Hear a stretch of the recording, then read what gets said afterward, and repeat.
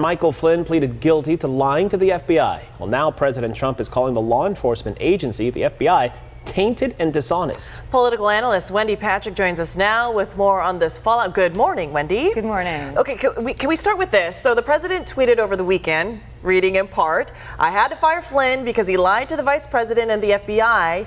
He has pleaded guilty to those lies." Okay, so with this tweet, would you call this obstruction of justice? Well, the trouble, Christina, with obstruction of justice is it's far more complicated than some of the commentators on TV would have you believe. You need intent.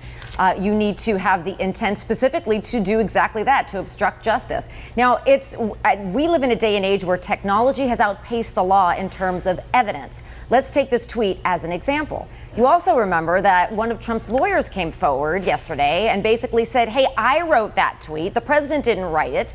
Of course, you could make the counter argument that, of course, it may have been ratified by the president. I can't imagine Donald Trump yielding control of his Twitter account to just anyone. But when it comes to tweets like this and statements by the lawyer, it's harder to prove. So now you've got conflicting evidence as to authenticating this tweet as belonging to the president. Because if you do believe that the president wrote it, then you're right. That would mean that he knew that Flynn had lied to the FBI back when he fired him. And then it was after that, if you'll recall the chronology, that he supposedly told Director Comey, I hope you can let this go. Now, he, of course, sent another tweet over the weekend denying that. So there's just too many moving parts at this time to be able to conclude, oh, yeah, this now proves obstruction of justice. We're a long way from that. In this new era of tweets since all of this started, have you ever heard of the president saying, oh, I didn't write that, or the lawyer saying, no, I wrote that tweet, and not...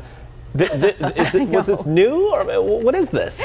Well, since we now have Twitter, it's not testimony. We don't just plug jurors into a Twitter feed and say, hey, keep your eye on this and see who said what when, because you've got to authenticate these types of things. However, remember what Sean Spicer said in June of this year. Tweets are the official statements from the White House, and the president said that as well. But now when you have the information over the weekend that, well, actually there are a couple of people that are authorized to use and tweet from the president's account, that calls into question whether or not actually these are the president's official tweets. Although I got to admit, they do sound like things that he would say, some of them. Oh my goodness. Can you explain, at this time what we're dealing with is being called a plea bargain. There were talks of, oh, maybe he was wearing a wire, Flynn. What are we going to get out of this plea bargain? What is happening here? Well, what's happening here is on Friday, you basically have Flynn flipping. Flynn agreeing to cooperate with Mueller's investigation. So your secrets are no longer safe. Wow. That's the message to the White House.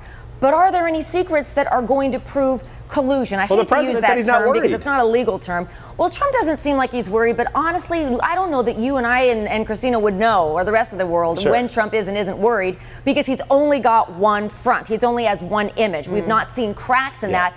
I guess I would say, except for the Billy Bush tapes revelations, we'd never actually seen that softer and humble side of Trump. We did see that briefly, but we haven't seen it since, and we certainly haven't seen it surrounding the Mueller investigation. So whether or not he's worried, he probably should be, because remember, you flip people to get to folks higher up the food chain, and there's not that much space between Flynn and the president. It also happened during this no man's land of transition, where we're in a political 50 shades of gray regarding who can call the shots and do what. So even if what Flynn did in and of itself wasn't illegal, maybe it's a Logan Act violation, but whether or not it was criminal, the lying about it is what's troublesome. What else maybe did somebody lie about? Well, do you think that there is a chance that Flynn will incriminate others? Well, that's the point. That's why they would be interested in his testimony, and whether or not it's going to incriminate the president's different. But one thing we do know by the plea deal is Flynn was saying, look, I didn't act, I wasn't some rogue agent in doing what I did. I was acting under direction from other officials. Who were those other officials? That's what Mueller's going to find out. Man. And then you'll be back to explain it all. Wendy Patrick, thank you so much for joining us this morning. Thank you.